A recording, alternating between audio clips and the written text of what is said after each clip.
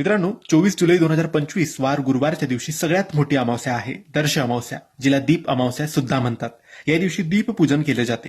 या दिवशी संध्याकाळी 5 ते 7 दरम्यान तुम्ही तुमच्या घरातले सर्व जुने नवीन दिवे लावून तुम्हाला एक प्रार्थना बोलायची आहे. आणि दिवे लावल्यानंतर ते आपल्या देवघरासमोर त्याची आरास मांडायची. काही दिवे आपल्या घराच्या बाहेर जसं दिवाळीला लावतो तसे सुद्धा लावायचे. आणि त्यानंतर तुम्हाला एक प्रार्थना बोलायची आहे. मित्रांनो, दीपपूजन या दिवशी केले जाते. मित्रांनो, आषाढ महिन्यात अमावस्याला दीपपूजनाची परंपरा आहे. या दिवशी घरातील, देवघरातील, दुकानातील, मंदिरातील, वाड्यातील सर्व दिवे एकत्र करून त्यांची विशेष पूजा केली जाते. यामुळे घरातील अंधार, दरिद्री, नेगेटिव्ह एनर्जी, ग्रहबाधा दूर होते आणि लक्ष्मी प्राप्ती, आरोग्य, सुख शांती घरात येते. सकाळी अभंग स्नान करून देवघर स्वच्छ करावे. घरातील सर्व जुने तेलाचे दिवे, समस्या, तांब्या, पंचारती इत्यादी एकत्र करून त्यांना स्वच्छ घासून स्वच्छ करायचं. दिव्यांमध्ये तेल, तूप टाकून नवीन वात घाला. सर्व दिवे एका पाटावर किंवा चौरंगावर ठेवून त्यांच्यावर हळद कुंकू फुल व्हावेत.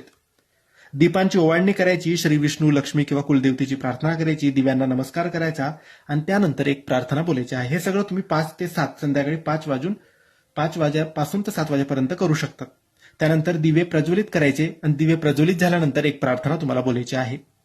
ही प्रार्थना म्हणजे दीपो ज्योती परम ब्रह्मा, दीपो ज्योती जनार्दनम, दीपो हरतु मे पापम, संध्या दीप नमोस्तुते.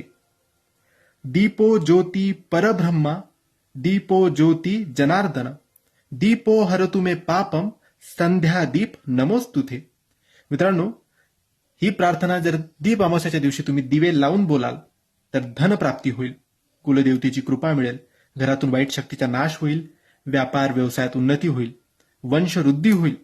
नक्की मित्रांनो, दीप अमावस्याच्या दिवशी दिवे लावल्यानंतर तुम्ही कोणत्याही शुभ मुहूर्तावर दिवे लावत असाल, सकाळी लावलात तरी चालेल किंवा 5 ते 7 दरम्यान लावले तरी चालेल, पण ही प्रार्थना बोलायला अजिबात विसरू नका. धन्यवाद. श्री स्वामी समर्थ.